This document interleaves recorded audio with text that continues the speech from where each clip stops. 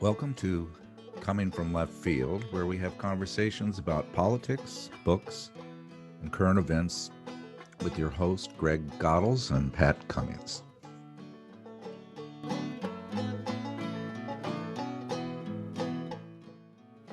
One of the best parts of graduate school was having a beer with my professors and fellow students after class. Conversations were engaging, diverse, fun, and uncensored. We talked about academics, politics, and campus life. We saw a side of our teachers that fostered camaraderie, respect, and admiration. And now, several decades later, cancer culture, demands for safe spaces, trigger warnings, and fear of retaliation has stifled the atmosphere on campus, eroding debate and creating suspicion. Our guest today assembled stories of 22 faculty members from various fields, all of whom have been investigated by their own colleges or universities, often for absurd reasons that harmed free speech and academic freedom.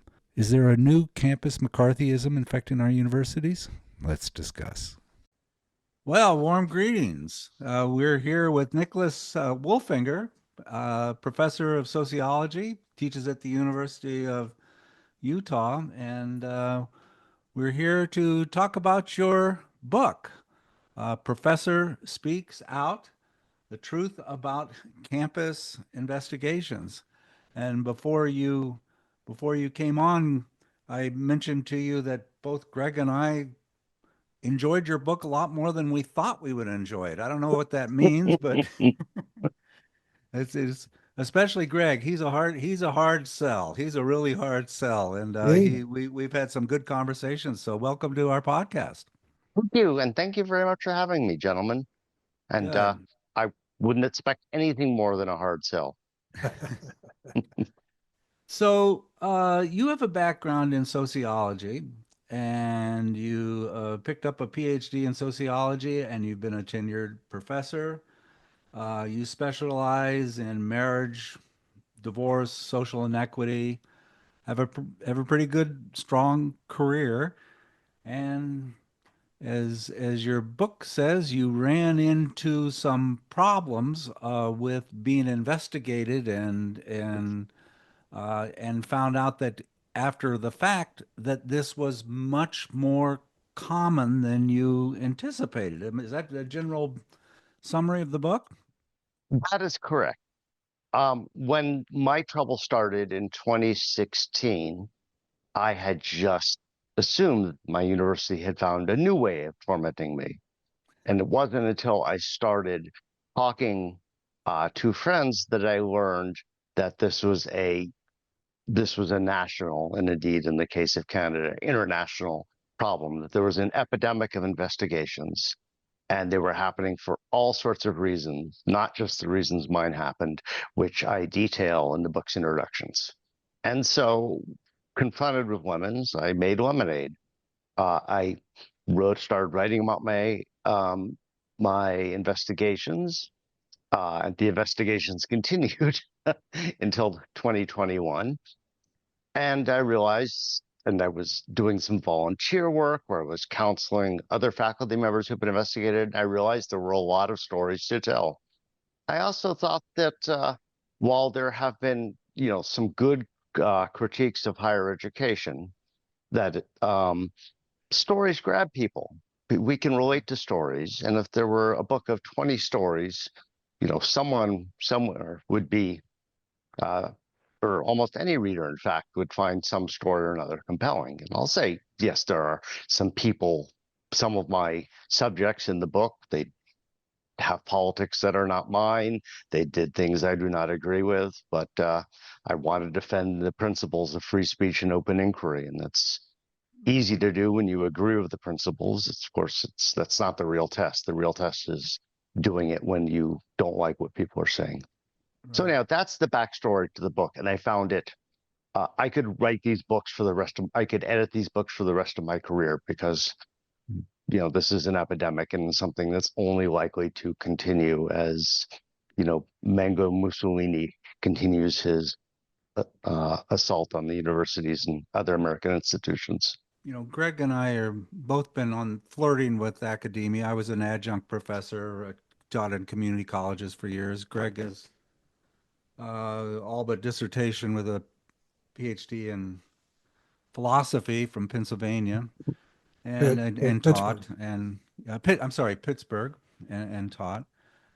And and everybody knows that academia can be a little tense at times and can have some conflict.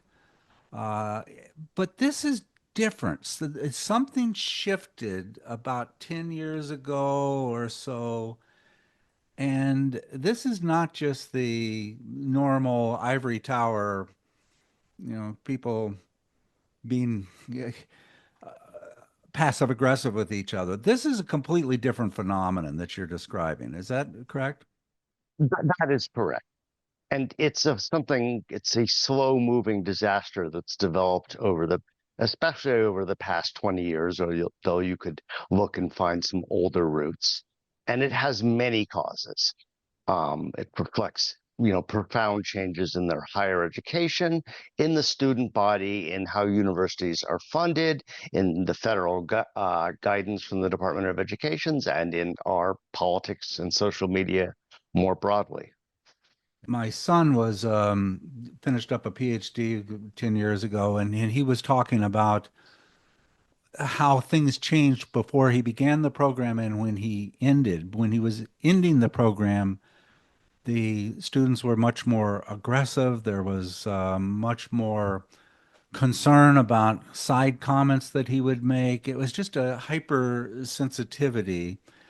And that's kind of what you describe in this book. I mean, you tell the story about the one professor, University of Illinois, that's Greg's undergraduate degree, who was had a test question or did something. He was using the N word and in dash dash dash dash, and all hell broke loose. I mean, tell us that story. So this is Jason Kilborn, who's on the law faculty at the University of Illinois in Chicago, and he was he had used this test question for a decade and hadn't encountered any problems with it. And indeed, he was supposedly teaching, I believe, he was teaching. Well, I'll be more specific. He was teaching about discrimination and what to do when companies can terminate people for discrimination. And so he used the same test question he had always used, in which he wrote the N word with dashes. But this was 2020. And, you know, our ideological, sensibilities, many of our ideological sensibilities were inflamed in 2020. We've all been sitting inside for too long. And so this was enough to trigger an 8-month odyssey of interviews and investigations and re-education. Um, the other part is, he did not approach this with caution. He was not wary. He just approached this as a good faith question that he was willing to engage with about whether this word should we appear like that in print, and that was his downfall. And To yeah, confront all of the attorneys that were yes, doing and to the engage with the students. To treat these all as good faith questions. He describes in his chapter how he spent 4 hours in a Zoom with a student, an African American student, talking about the question and many other things. And that carried the seeds of his destruction. As details of that conversation were misreported or misinterpreted by his administration. yeah. And so it was just an overreaction to. Greg, do you think this book should be in the horror section of the library? Should this be What, under Stephen King, next to Stephen King, or what? what I liked about the book, Pat, especially was there were examples in the book of teaching practices, ideology that I totally disagree with. And there were examples that I totally agree with and I endorse. That's not the point here. I think that's what I found attractive about the book is that it's making a larger point. It's not taking a side in particular. It's talking about the grossness and vulgarity the universities have become. And I would say what's not missing, but I would add to that is a lot of this is the quote unquote professionalization of administration. Administrators are, and I can say this, Nick, because I'm not in academia, but administrators are chicken shit. That's what they really are. I mean, across the board. I mean, they panic when someone from the right tells them that some teacher said something. They panic when someone from the left said something. And when I was a graduate student, they has to twist the arms of professors to get them to be administrators. I mean, that's the way it functioned in that era. And they didn't want it. They didn't want to do it. They just want to do the research and teach and so on.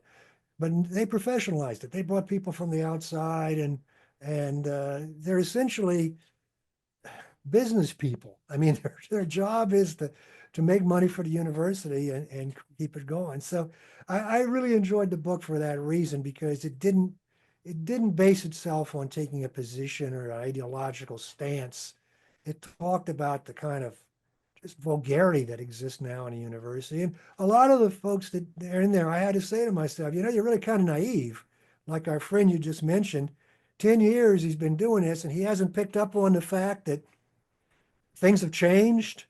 I did a little just occasional teaching through a philosophy professor friend of mine over a period of about 12, 15 years. And I could see the changes in that period. Every other year I do one class, and I could see how classroom settings got rougher and rougher.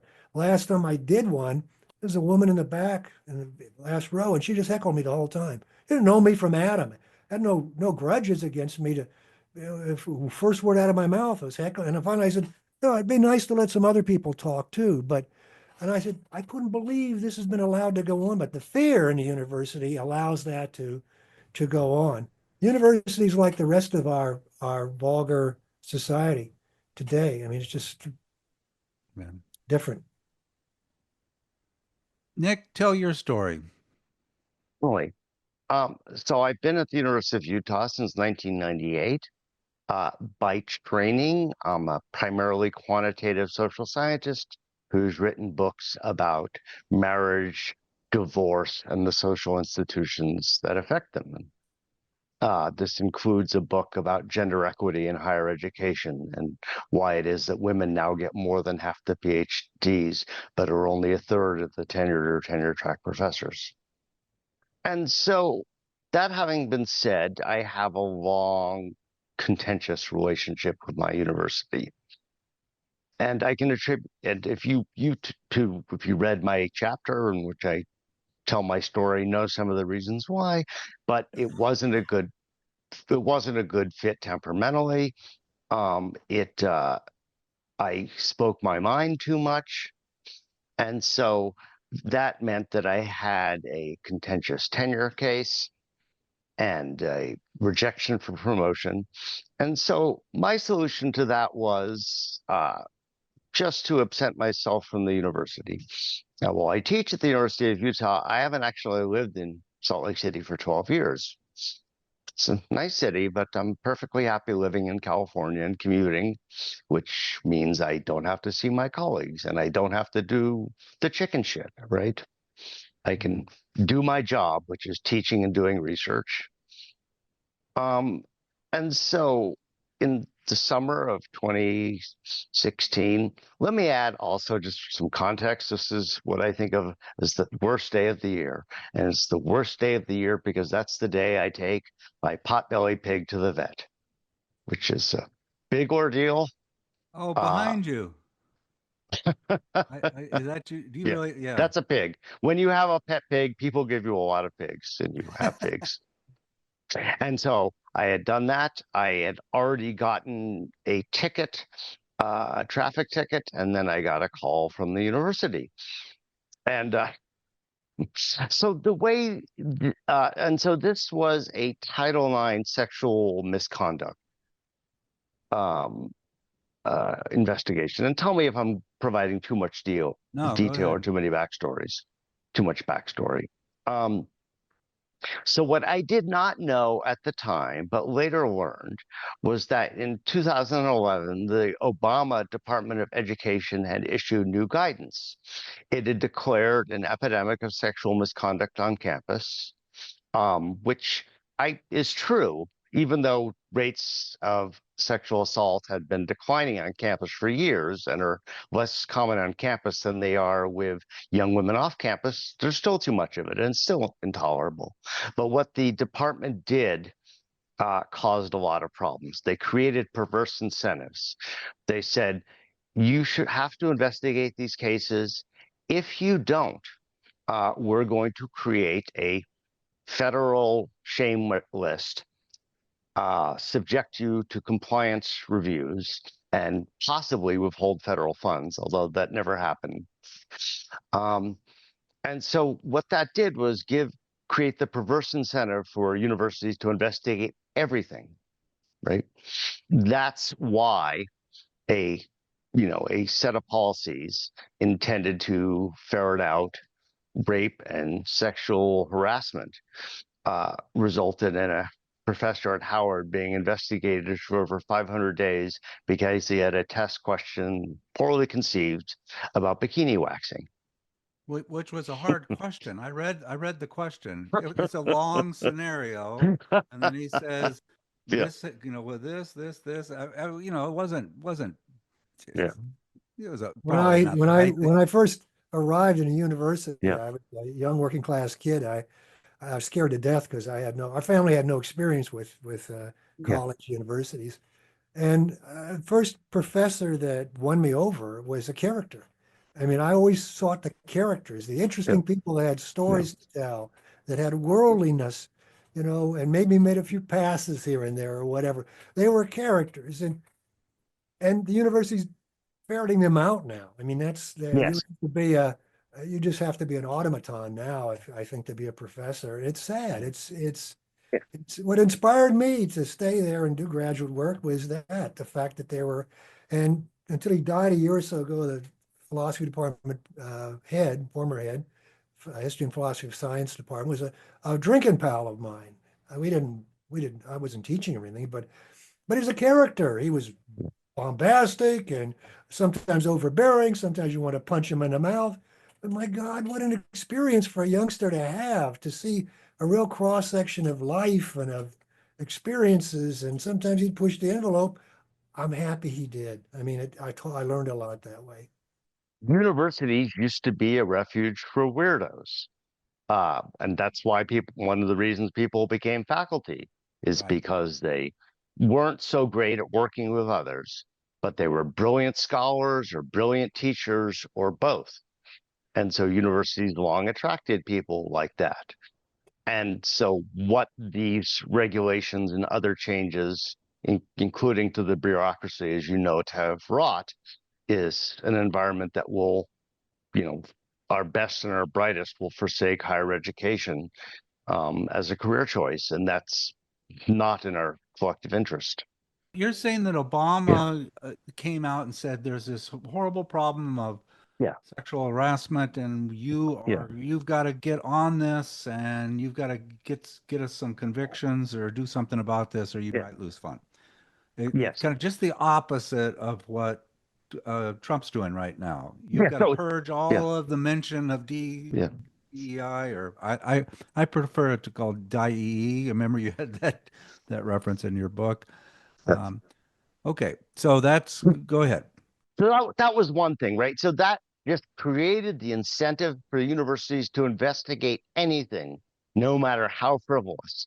And that's when I got that phone call on the worst day of the year, 2016.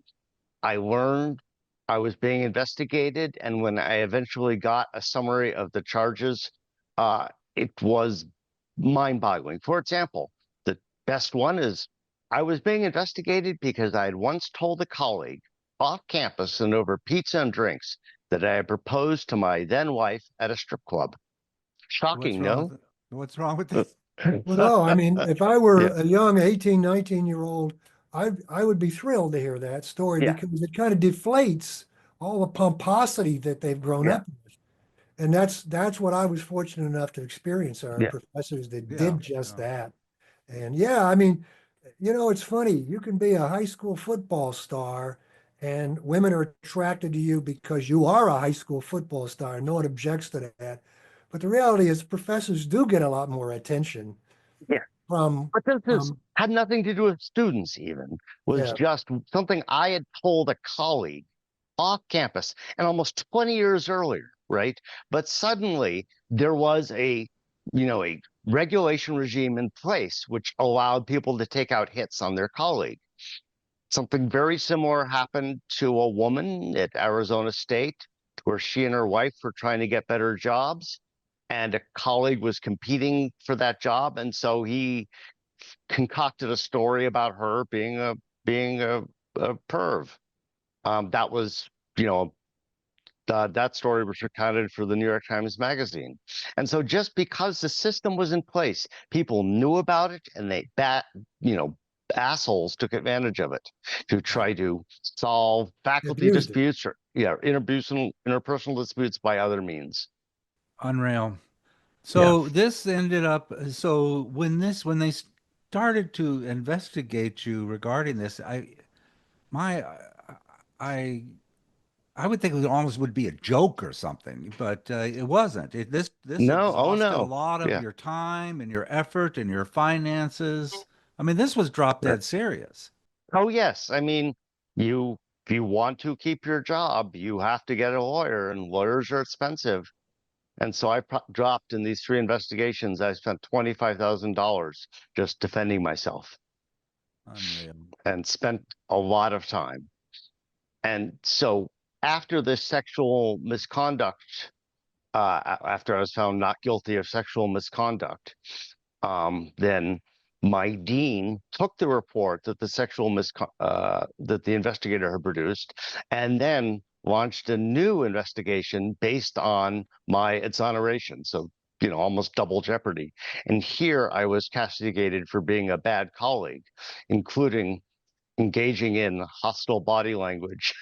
Well, that's the that's the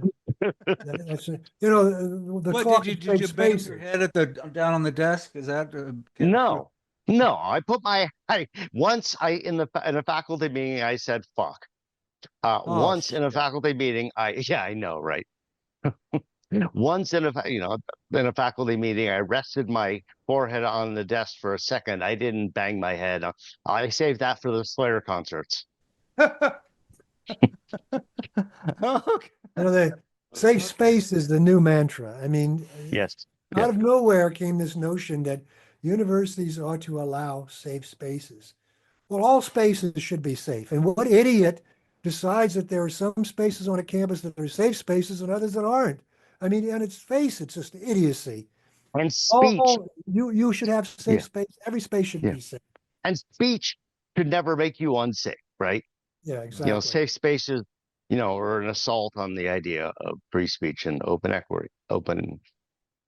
inquiry. Okay, I've got a question for you. Please. And this is there's been a long time that men have been pretty much on top. I mean, I look back Yeah. in school districts in 1990, there were 14, 15 principal jobs and 13 were men, and there was just a complete inequity. And then also men's conduct was pretty crappy and did not and was went on without repercussions. Yeah. And so we then get to the Me Too movement and we get to shifting now. Women are getting a lot of degrees and are academically equal, if not, in a better shape than a lot of men right now. I noticed in my personal career when I started to have women supervisors, some were absolutely wonderful, just the best. But some of them, I think, abuse their power just like men abuse their power. It's a power imbalance. And I'm sure that men still do that, but it was kind of unique. It was unique for me. For example, I once went into a faculty meeting and there were maybe 20 people in the faculty meeting. Everybody was, getting ready for the meeting. I walked in and noticed that all of the females were on one side talking and all of the males were on the other side talking. And I made just kind of a comment. I said, "My gosh, this looks like middle school, guys. Look, you got all the girls here, all the boys here." And that, yeah, everybody laughed. That's fine. The next day, I get a call into my supervisor, and I thought it was a joke. I thought that she was being sarcastic, kind of, and I got called under the carpet for making the observation that in a social situation, it was divided by gender.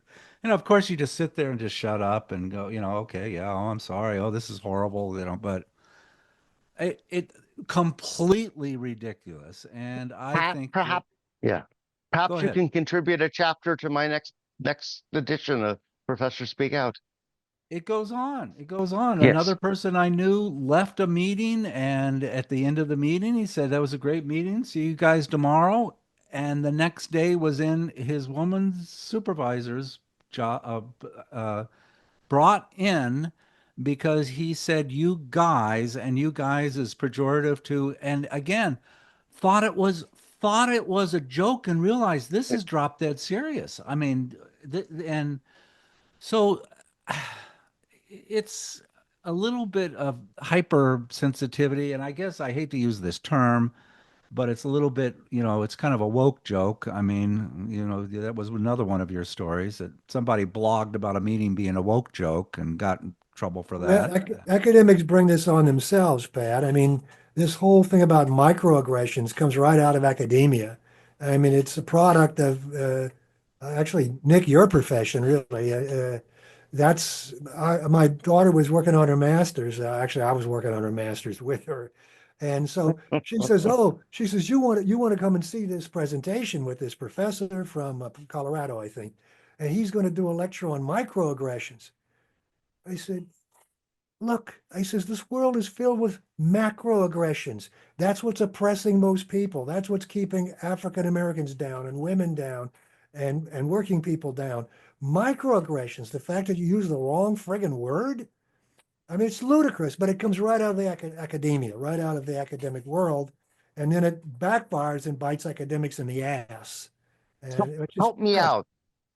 In in Ukraine, is Putin engaged in microaggressions or macroaggressions? Well, it's Yeah, exactly the yeah, point. The point is yeah, microaggressions are life and death. And the vast majority of the world yeah, outside of academia yeah, deals with macroaggressions. It's yeah, only when you're sitting in a lunchroom or a yeah. cafe with your colleague that you have the time and leisure to worry about microaggressions, which the rest Yeah, of the world doesn't have that leisure to do. 100% agree. And I would add also the point I've made that when we're talking about sexual misconduct in the form of bikini waxing or strip club wedding invitations, that is a fucking insult to people who have been raped, Hmm. It right? is. That is terrible. Yeah. To Right. equate that with the same thing. And Yeah. that's exactly right. What happens is there's an equality of, Yeah. of, of the worst possible situation a person can undergo with being offended because somebody used the word guy in the presence of women. Yeah. I mean, to equate the two is to demean and Yeah. diminish what Yes. happened to other people. Yes. I 100% agree with you on that one. Okay, you're getting my blood pressure up, Nick. Okay. This book should get your blood pressure up. Okay. So here's another thing with Yeah. academia. I was an adjunct professor. I would have one class, three class. They could cancel my class 2 days before. Just you're as good as your evaluations. I get good evaluations, so I could work as much as I wanted. But a lot of my colleagues were trying to get tenure, and there's the tenure tracks were gone. And here's a study I picked up. Around 45% of the faculty in 1970, when Greg and I were going to college, were tenured faculty. So half of all of our professors were tenured professors. Now it's down to 22%, 1 out of 5. And so they're bringing in the Uber Eats guys or whatever for faculty members, just, and so these tenured positions are getting smaller and smaller and smaller. And it was also almost unheard of if you had tenure to lose your tenure. I mean, you really had to be a bad person to do that. I had people were alcoholic, they were, I mean, but they kind of did their job and they got through. It seems like now that is being weaponized as a way of trying to control academia. So, would you talk about the two Percent. things, Yeah. the sort of the over-representation of these adjuncts, and then the fact that the smaller group of professors are being scrutinized at a greater degree than ever? So Are those- there, yeah. So comment. I wrote a lot in my 2013 book, "Do Babies Matter?" about gender equity in higher education. I wrote a lot about the fact that there was a growing number of these contingent faculty positions that universities were trying to save money with people with a workforce that was fungible, that could easily be terminated and swapped out. There's a book about 20 years ago that former adjunct wrote that makes this point better than anyone else, who wrote a book called Academic Sharecroppers. Hmm. Right. And so uh, the only ones who are served by such a system in which an increasing number of faculty members are adjuncts is the university. Right. The people aren't, the academics themselves aren't served because they can be fired really without cause. The students aren't served because these people may be here today, gone tomorrow, don't have an opportunity to develop their teaching skills. I mean, this is just the Uberization of higher education, right? And the move, academia was a trendsetter in this hiring of gig workers who could be easily replaced. It's a system that serves the universities themselves, but no one else. So there's a very smart sociologist in Maine named Neil Gross who's written compelling studies of higher education. He just published a fantastic book about policing. He's a former cop. And so he wrote an op-ed for the New York Times about 10 years ago, which makes the case that a lot of the academics who act out are in fact adjunct faculty. So uh, you know, are you so surprised that when you treat workers badly, they sometimes misbehave? Yeah. And so certainly this isn't to impugn all adjuncts. Most, the vast majority of whom are good teachers and devoted to their work. But on average, tenure track faculty members are better teachers than adjuncts if you look at the data. And it's not surprising. So, this is a deeply flawed system and not a there are a lot of problems of American higher education that has led us to this point. It could take much more than a podcast, but I would argue that both Democrats and Republicans have said to everyone over the decades, get a 4-year degree, get a 4-year degree. We don't have an economy that's suited to that many people who hold 4-year degrees, right? We need more people who can do work in the modern factories, right? And so we've done Americans a disservice, right? And in the process, we've bastardized higher education to accompany this wave of to accommodate this wave of students. I kind of disagree with you a little bit, Okay, please, and please. I'll tell you why. Yeah. Okay. It it to me, the problem is college is so expensive. Yeah. The college is so expensive. The student debt is just out of control. And I want to see more people get degrees in philosophy and social work and literature and it seems like it's the colleges have become kind of a job training for the tech and for the STEM and for Yes. engineering, of which a small percentage ever get hired. I heard like 1 out of 4 engineers actually get hired as That's engineers. Most people, brutal. Yeah. it's just brutal, brutal. Right. So I like the idea of a university to get people to think and poetry and all of To these other make things. better citizens. Better Yeah. citizens. Yeah. This is how old I am, and Greg is older. Greg can tell a better story than I can. When I went to college, I was on a teacher's scholarship, and I paid $33 a month in tuition, and that include my books. It just paid nothing. I had no. Greg, you taught through your schools. You didn't have debt, did you? Were you?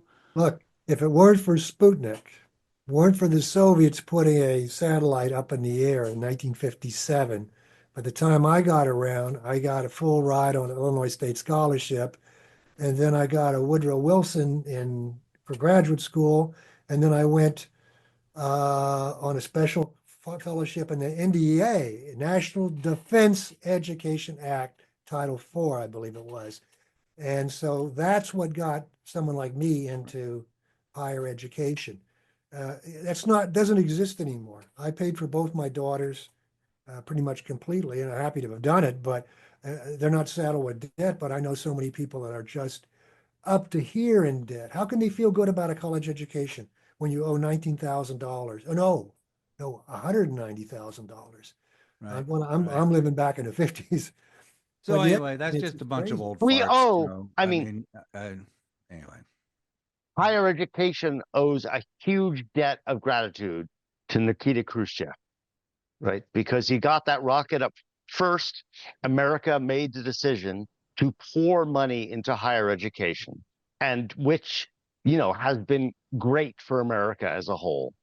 Now, we're talking about a lot of, um, bigger problems in the American economy. But I see where you're coming from, Pat. Back when you could get out of high school and you didn't need a 4-year college degree to get a job, the we lived in a system when it made a lot more sense to get degrees in philosophy Right. and languages. But the world has changed. I too, want to see a robust humanities sector for just the reasons you say, right? we Right. we need people like that. But when its college becomes just a job training machine, we lose that. Um, Well, we shouldn't overlook. I mean, the most recent development with universities is this, and we should get your opinion on this Trump assault on them, which was met, and I'll use the word again, with chicken shit. I mean, college administrators at the highest level in the Ivy schools just fawned over Trump after these threats, kissed his ring and said, "We'll get rid of DEI, we'll get DEI, we'll get rid of uh, any of our affirmative action things. We'll let you monitor us." I mean, can you imagine the lengths they went to, the butt kissing they went to? And what does it say about an educational system that its highest rungs, its elites, Well, one cow school down? tried that. Columbia tried that because Trump's ass. mhm. And then the rest of them have looked around. And then I usually am not in the habit of praising Harvard, but Harvard did the right thing. They did. Yeah, and so other universities are now looking to Harvard's lead. I just saw an email this morning about Big Ten school presidents getting together to form a consortium to resist. So yeah, certainly that reaction of capitulating to a tyrant was horrific, but I think that time has passed. I think they're fighting. But yeah, this is a dangerous moment for higher education, and you know, with the onslaught on science, it's, America's going to be a worse place to live in the decades to come. You have 3 categories in your book: sex, race and Yes. ethnicity, Yeah. religion. And Yes. you captured a little bit of the problem of these professors that are pro, or I wouldn't say pro-Palestine, I would say anti-genocide. Maybe that's a better term, but and how hard they're job is with the repercussions. Yes. And then you get Trump in with his behavior regarding this. I just thought I don't know how you could. I don't know how bad is it. Just tell me how bad is it with that particular religion and politics part of your inquiry. So yes, sir, I note that I solicited these these accounts in 2021 and 2022, which means it's not surprising that the lion's share of them, or not the lion's share, but certainly the plurality, were about race and racism. But had I gone out and done it last year, the overwhelming majority would have been about anti-Semitism, Islamophobia, and other Middle East topics related to, the attack and the counterattack. Um, so yes, certainly it has been hard for pro-Palestinian faculty members in the last year. There have been many stories. There have been many stories about some of them being disciplined and even fired. Um, so what it means going forward in the Trump era is less certain, but it very much looks like universities are circling the wagon and are not going to, do Trump's bidding and not going to discipline faculty who speak out, against Israel or in favor of the Palestinians. Right. So I think there was a moment there where there was harder to speak out. Now, that doesn't mean that there won't be punishments coming, that there won't be sanctions coming from, the all the hordes the Trumpists mobilize, right? So about, for example, the trucks that's the doxing trucks. No, I don't. Tell me about that. Okay, so when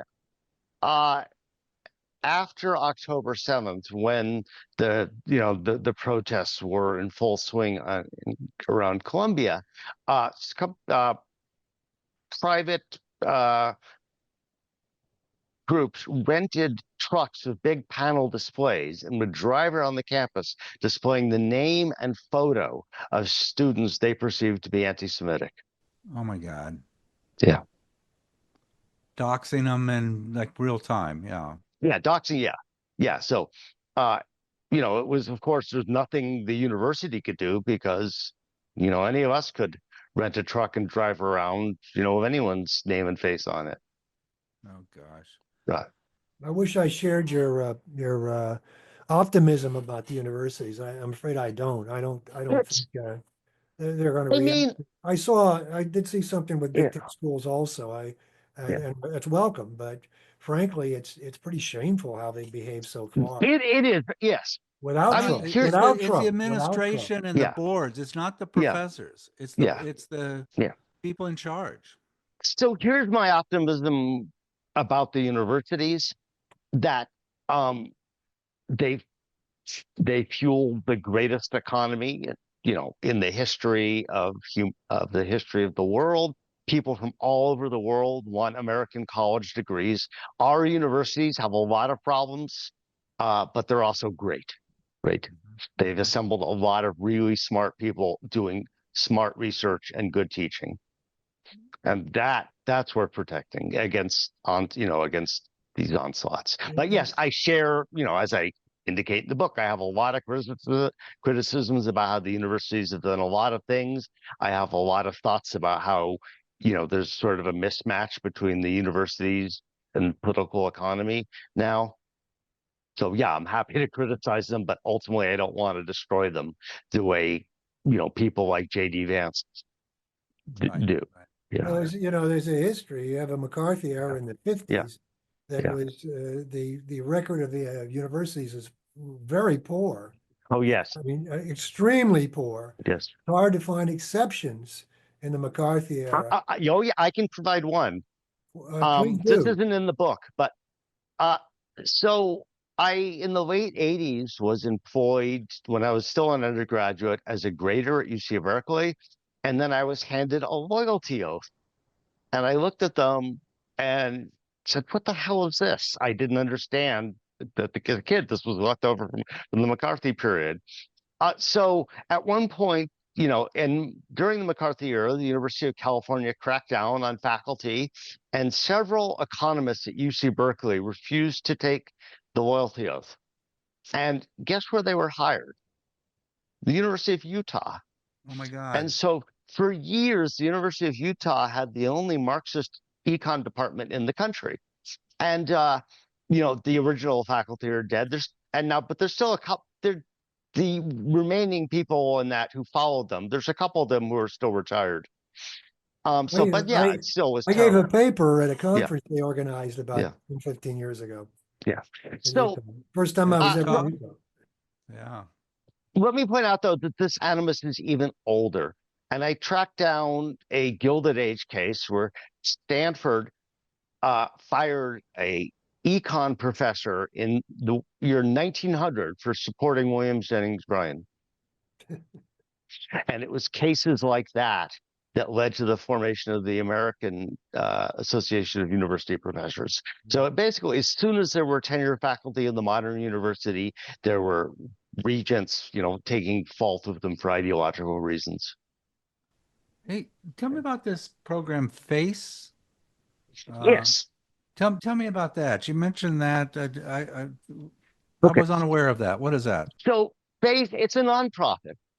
and which I've been volunteering with for about 6 or 7 years, and it does two things. It lobbies for reforms in how government,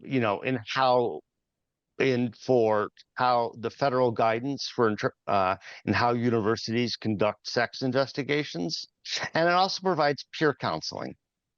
Hmm. And so that's what I do. I've been involved in both. At the moment, it's focusing on the peer counseling. So I am their person when a professor who's been accused contacts them and wants to talk to someone. I'm their guy. Mhm. Um, I've also, it's, I've had to learn something about tolerance and accommodation and pluralism because many of the people involved in FACE are conservatives. Mm. Mhm. Mhm. And I'm not a conservative, but I've learned to work with them when we have a shared goal. And indeed, I try to do the same in the book, where I have some very left-leaning authors and I have a couple of conservative contributors. And my point is that no one is safe from the university investigation. It doesn't matter what your politics are, you can be attacked. Right. Right. Where the attack comes from will differ depending upon your politics. But You're so anyhow, yeah, reading the book, I made the joke about it being a horror story, but yes, you would read these accounts of the 20 some, different stories you yeah, assembled. yeah. And did they come to you or did you go to them or how did you find How did I find them? right. So I started with word of mouth, which produced Bob Frodeman and Buddy Ullman, both of whom I'd already talked to as when they came to face because they had been accused of different things. And so then I got a lot of the names came from the Foundation for Individual Rights in Education, FIRE, which is a pro free speech and open inquiry with nonprofit, which is mostly worked on campus. And you know how disgusting all these free speech bros have been in the Trump era when it turned out they were only pro free speech. Uh, so Fire has been great. They've been an honest broker, and they've condemned, assaults on free speech wherever they occur in the political spectrum. And so they maintain a database with over 1,300 professors who've cases that have come to their attention where someone's speech has been violated. That's where a lot of my people came from, is just looking at that list. And then others from referrals from word of mouth. Mhm. Well, it's been fun chatting with you and Yes. I'm tell me what are you doing now with some of your research? You've got books about I read a couple of your articles about who stays divorced, who stays married, how does premarital sex associate with that. You've done a lot of research on people marrying out of their religion, people marrying out of their ethnicity, and the longevity with those. What's some interesting things that you're working on now? So I just published two books in a period of about 2 months, so now we need a vacation. But this one and my book, Thanks for Nothing, The Economics of Single Motherhood Since 1980. Right. And that's taking a very simple question and trying to explain it. 1980, single parent families were 5 times as likely to be poor as two-parent families. Yet in 2020, that was still true. How could that be true, given over the last 40 years, women have so much more education, such better jobs? And what my colleague and I show is that that's a big change in the kind over time in the population of single mothers.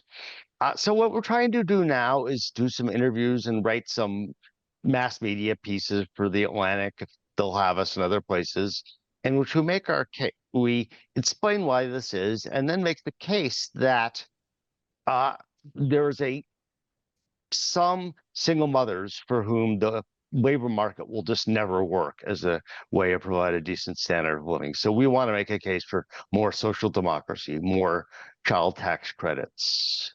Um, and so we have a whole book. The book has 130 figures and tables and all that, and tons of data to make this case. So that's how we want to sell that book.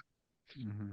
Mm-hmm. And so doing that and doing the publicity for Professor Speak Out are mostly what I'm doing at the moment, but I'll move on eventually. We had a psychiatrist on actually earlier this morning. I don't know if you know Russell Roscoe out of the University UK, a No, I psychiatrist that don't. What does he do? he's been on the internet for a month, and he does these short little 6, 7, 8 minute clips on um, Trump and Hmm. why, how, the Okay. relationship between the religious fanatics and Trump. And it's a little bit of Bandy Lee where he's doing, the psychological features surrounding this. But he's got 100,000 subscribers, Hmm. and he just is I just enjoyed the hell out of him. I'm gonna let me write down this name. I'm gonna have a look.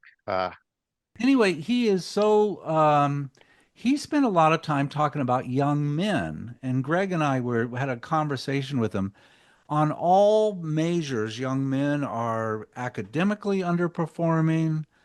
They're just not doing well. They're No, much they're more not. conservative than their parents in not only the United States, all over the world. There's all of these features that put them at great, great risk. I don't know. Have you looked at that particular topic, just the gender issue with what's going on? I haven't done any research on it, but I've stayed current with the field. I read Richard Reeves, then at Brookings, and wrote a fantastic book about this, and had some really specific and reasonable recommendations, like men should start school a year later. Right. Yeah. Hmm. And he's since left Brookings and just full time now created a foundation to try to promote these suggestions. Yeah, it's a big deal, and people are definitely talking about it. Why, I'm not why, one of the why is that? Why is he suggesting that men should start school? I mean, I have a grandson, and I think it makes Yeah. sense. But what's the really deep reason why that is? I think because boys are less mature. So they Yeah. mature slower. Yeah, they mature slower, and that way they would be older when they were encountering, with school and would perform better. Yeah. Is that culturally unique to this country? Is it unique to the moment? Where's that? How's that happen? Why is this happening? Yeah. Um, I ultimately don't know. It's unique to this moment, certainly. But it's not just the United States, Mhm. right? Hmm. And it's bad. We want everyone to flourish. And it also makes people, it makes demagogues, and makes demagogues like Trump and people like that asshole Andrew Tate. You've heard of him, I assume. Hmm. Right. Right. Yeah, it makes them more appealing to young men. Yeah. So it's certainly, I think, that economic inequality and the prospects of a precarious work life have really undermined, prospects for a good career and make men more susceptible to um, this kind of stuff. I think there's also cultural causes. So uh, I'm I'm a Jew and I'm not religious, but I think the decline of organized religion and especially organized Christianity, and really the decline of membership in any kind of civic organization, as has fallen, has, you know, has plummeted, and with fewer social connections of Right. people of any kind. I think it makes the And it yeah, affects men more than young men more than women. I think so. And why I don't know. Uh, what I think maybe psychology could point us to an answer, and that women are more naturally socially connected than men are, Yeah. right? And so men relied more on social institutions to keep them focused on staying in school and other outcomes. And with these things falling away, men have been more susceptible. Yeah, it's a real problem. Good. Are you, one last question, just because I've Certainly. been wanting to ask this. You can ask as many as you want. Well, Yeah. when I was doing psychology, I was a research director, and I did at multiple schools. So Yeah. research evaluation, and the replication error in social science came in what maybe 10 years ago. And for those our guests that don't know, there was a lot of studies that were being done that were suggesting these seminal psychological and sociological studies were not able to replicate. They just weren't able to, and Yeah. there's a lot of reasons for this.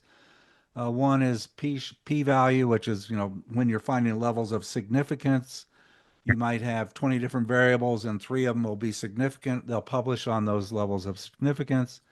The next time you do the study, there's 20 some variables and three different ones will be significant. So there was, And what that. you're saying is base, we can't base knowledge and anything on studies of 10 undergraduates at a single college. I'm shocked. It's just great. And Yeah, yeah, so much of the stuff that I taught and believed and yeah, is yeah, just not true, so yeah, that's cool. yeah, I think it's one of the yeah. coolest things that's happened to social science. I think it is Yes. just I mean, like it's like the you should be more super Jew. specific. This is psychology, right? This Right. is psychology that did the experiments with 10 undergraduates and said, oh, well, if you power pose, you'll be more confident. There's a Yeah. book I'll make a plug for. Jesse Signal's The Quick Fix talks about a lot of these faddish academic ideas like Uh-huh. power Uh-huh. posing and implicit racism or implicit bias. Implicit And racism tests. We used to yeah, give that. We would give that yeah, before we do workshops, and yeah. then I'd realize it's just crap, you know. It measures something, but it's not really clear what it's measuring, and it may not actually. It's not measuring what I think the people who designed it think it is. That's anyhow. It's a really good book about how these ideas are adopted quickly and go off the rails. And the tacit message is that when academics are rewarded with attention, or maybe they often are willing to exaggerate their claims.